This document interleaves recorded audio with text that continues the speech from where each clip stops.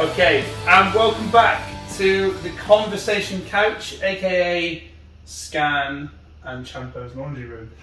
Someone made that joke to me, and I just sort of ran with it. I can't remember who it was.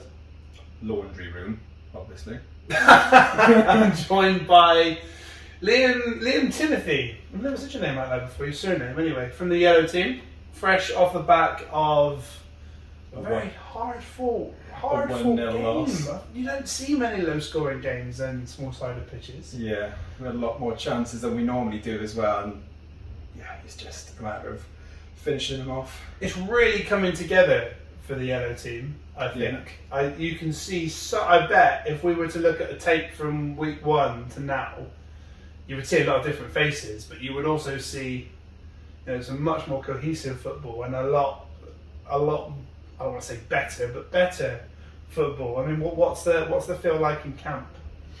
I think it's the boys are getting fitter as well. Yeah, you can see from day one to now, everybody's moving a lot more. And it's really good to see, and obviously everyone's losing a lot more weight. We've got 3, maybe 4 10% in the team now. So, but I think back when Newport first started, I think Yellows in the pre-season, what was it, like seven games, presumably, that game cup against each team. Yeah, the cup. Yeah.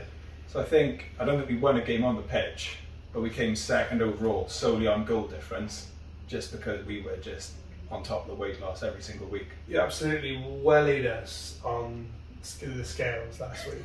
Like, absolutely wellied us. We were working out afterwards that we could have won 16-0 on the pitch. And this is genuine, because we scored 4 weight loss goals. So we could have won 12-0 and still lost to the Yellows last week. That's incredible in itself. So that's the dream of having 2 10% in 1 week. Magic, for sure. But it's also a team that's losing consistently as well. This happens all the time for the Yellows, right? Not just last week. We struggled a little bit at the start of this season because guys were injured and it was the new season, people coming and going, and there was no consistency. But now, this is the first time we've had 10 people in who knows how long, and I think we're going to start getting the regular turnouts. Everyone's weighing in, week out, and it's just that accountability back then. Yeah, for sure. So let's go back to the beginning for you. I know this isn't your first MANvFAT club. I'm a defector. But it's your favourite, right? Of course it is. I honestly can't believe the sense of community here. It's, when I started off down in Bridgewater, that was in 2018. So I'd say I'm a veteran now. I was 2018, March 2018. I think I joined in Cardiff. We're very young veterans, I'd say. Young vets, like Scotty. Yeah. Vets. What even was the question, Billy? I've literally gone off track. Well, I didn't actually get to say it, but sorry.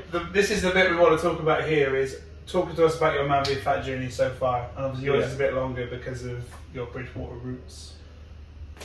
Yeah, well, I got fat. There's the first problem. I was just working a job that I didn't really enjoy anymore, and the shit that am I not supposed to? Yeah. Oh god, the shit that I was eating week in, week out. I live near a Greggs and a Subway, and Greggs is elite. I literally go to work, have a 9 o'clock tea break in the morning, I pick up a sausage and bacon baguette from Greggs, back home, lunchtime. Yeah, I can have a Subway today. And then I work in the evenings quite a lot as well, and you weren't allowed to leave. I was on a fish farm, so you weren't allowed to leave the estate. You had to be there in case fish started dying. Bit of an unusual job, I know. So I'd say, well, maybe I'll order a Domino's to the house. Yeah, you don't realise how far you're going down it. And then I changed jobs. That was slightly less manual labour. Dieted a little bit, and then got straight back on it. Then I got to an office job. Same again, eating too much, sitting on my arse all day, every day. These jobs. And I got up to 122.5 kilos, so I think it's just shy of 20 stone. That's where I am right now, I think. It's circa 120. How far have you come for so far? At the top, I was 157.9. That's a big loss. That's where I started. So yeah, and it's important to remember where you've come from when things aren't going so well. But yeah, it's mad to think that your top end is where I am now. But it just shows everyone's like different stories, right? Different routes. So that was the weight you were when you joined MVF. Yeah. I still remember seeing it on the scales. I was like, maybe I'm over 110 now, and then see 122 and a half, an extra 2 stone on top of what I thought that was. I was just couldn't believe it. Wow. But yeah, I think probably found MANvFAT the same way a lot of people did, just a random advert on Facebook. Classic. And there it is. And I didn't play any sport. Still did a fair bit of running, to be fair. Yeah. My mates, I never did any, but my mates signed me up to a Tough Mudder when we were 18. And I thought, well, 12 miles of pure pain. I'm going to have to do some sort of training. And I've sort of been running on and off since then, doing like the odd 10k, half marathon, just keeping the fitness up. But even with all that running, I was eating like 4,500 calories a day, and the weight still So goes easy up. to onset that. But yeah, thankfully when I got into the football, the fitness was there. It was just the So weight you were a was there. footballer in your youth? No, I never did any sports when I was younger. Wow. Fishing. Fishing. That's pretty sedentary, isn't it? I'm pretty good at sitting down. What are my core skill sets? If you need a man that can sit, I'm yours.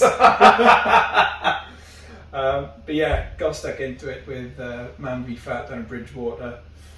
Joined AC Meal Plan, and yeah, they were a great bunch of boys to get started. Oh, that was a team name, was it? Oh, okay. Yeah. I was trying to think, do I know? Don't think I know what that is. And yeah, it's really good. I think they'd already won 3 or 4 seasons on the bounce. Then I came in, we won another 3 seasons on the bounce. I think I had top scorer 2 seasons in a row. Don't think I made it in the last season, but I think I still managed my 5% then. And yeah, I moved away more up this way. And obviously we had lockdown. And that was lockdown then? Yeah. Oh. How was lockdown for you? Do you know what? The first lockdown was actually really good. I did the MANvFAT challenge online. Okay. So I was with a lot of guys, well, I say a lot of the guys, not that many people signed up to it in reality. I wish more people had. But there was about 10 of us maybe, sort of from the southwest region, so Bridgewater and Yeovil mainly, I think. Maybe 1 or 2 others. The Wales guys weren't in. I didn't remember, I don't think there was any Wales guys in there now. There was a guy on my old team in Cardiff that signed up, but he did it completely covertly, and none of us knew that he'd done it. And then when we saw him after lockdown, he was just us sticking. He's just a new man. Yeah, completely different to the guy that we left. Lee's Squelch, his name was. It's an interesting You say it name. differently, but you spell it Squelch. Sorry, Lee. Yeah, if you're watching. He's not watching. Yeah, it was it was really good actually, just got really healthy, did loads of work in the garden. Got down to 92.5 kilos I think, so that was a 30 kilo loss in total. And then restrictions eased, football was still off, sports was still off. I got back into fishing and going out and doing whatever I did, eating shit again because you were allowed to go out. And then ballooned back up to over 109 kilos. 109? So up to 17 Wow. kilos back on. And yeah, come to MANvFAT Newport now. Where are you now? I was 95 today. 95, that's good. So 14.5 off this season. And where did you say you were in lockdown one? 97? 92.5. 92, So okay. I'm hoping to get there in the next month. Yeah. So I'm just trying to do maths. 2.5 That's very kilos to go. achievable. Yeah. Very achievable. Yeah. So you mentioned to me in the prelim to this about goal setting, how that was really important to you. Did you have at the beginning a long-term goal, and what is your short-term goal currently? I think the long-term goal is just to be lighter than I ever remember being. Solid. So, Solid. I think when I was about 16, I was probably mid 90 kilo range. Okay. So, probably where I am Where now, to you be are. honest. Yeah. So I think the goal now would be to get under 90 because I don't think I'd ever weighed myself when I saw this first number less than a 9. So, yeah, I think that's the long-term goal, but yeah, I think whenever I've yo-yoed so much, but I think every time there's always been a goal. So, first of all, I'd never done a run in my life. My mate started me up to Tough Mudder. Right, here's the goal.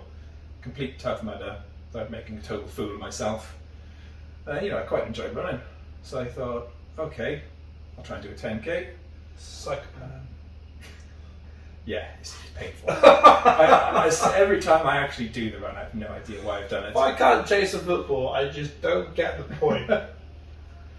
So yeah, then it was, okay, well, can I do a half marathon? Yes, then did the half marathon. And then I guess your times then, well, can I do it faster? You never thought marathon? My body's just not capable of it at the moment. I did a Bridgewater half marathon 2 weeks ago. Did you cross the finish line and think, I could just run back? I thought I could be dragged back. But, fitness-wise, it was there, but my knee gave way, and I was, once again, my goal was 2 hours. Did it in 2 hours and 5, but yeah, I'm just such a horrendously lazy bloke. Unless there is a target at the end of that tunnel, I won't do it. Interesting. So I think, yeah.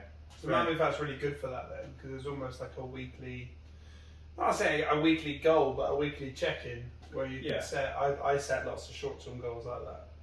I imagine that's similar to yourself. And it's good about you've got 5%, the 10%, and before this season that's all it was, wasn't it? But now you've got the 5, 10, 15, 20, 25, and it's good. And it's an identical concept in terms of how many milestones you can achieve in a season, but what's really good about this is it's not going to reward you for a similar achievement. You have to keep going down from when you join MANvFAT as opposed to 5, 10 season break, similar start weight, 5, 10 season break.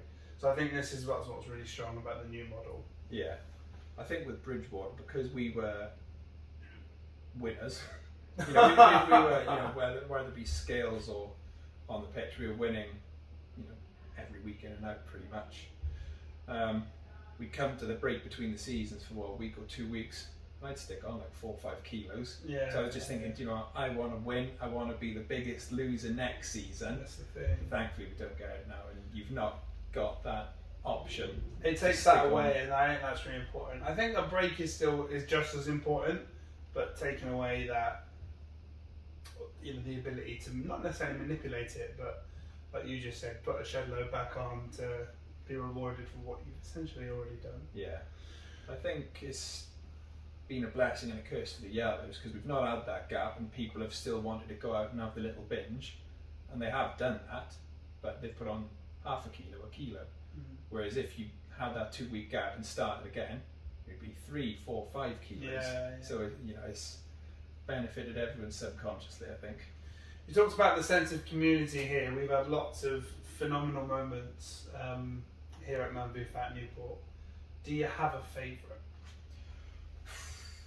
Or is that going to be next week at St George's Park? I think it's going to be next week at St George's Park. I mean, at the moment now, it's just seeing any of the boys hit a milestone.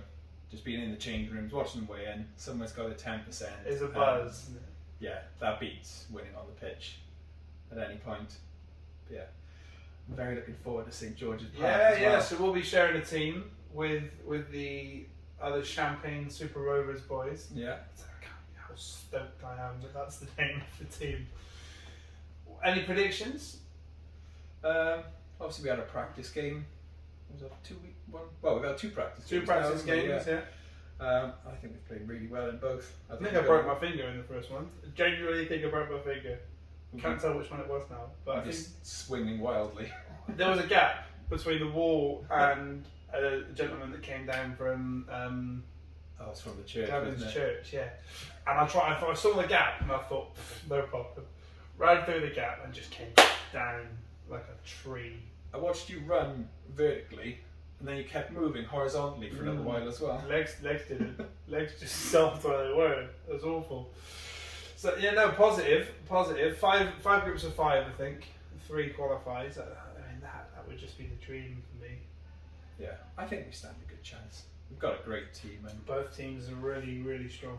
At the start, looking at the team, I thought, right, we've got a good defensive team here, and then when we played, we just scored goals with them. I thought, actually, we've got a team that can fill every position on that field comfortably. It's exciting. Exciting. I'm very hopeful and excited to end up in a gutter when we're back. We'll just sleep here, I think. Nice and warm. We've got the keys. We could spoon. We could do the lot. Make the most of Scan and Shampoo's changing rooms. I'll say they got some treasures in here. Final question. If someone you were speaking to was thinking about joining MANvFAT and they weren't quite sure, they were and ahhing, what would you say to that person? I mean, man versus fat is what it is. You get fitter, you get better at football, you make more mates, you lose weight. What more can you say? It's everything you need. Thank you very much. Thank you very much for having me, Billy. All the best.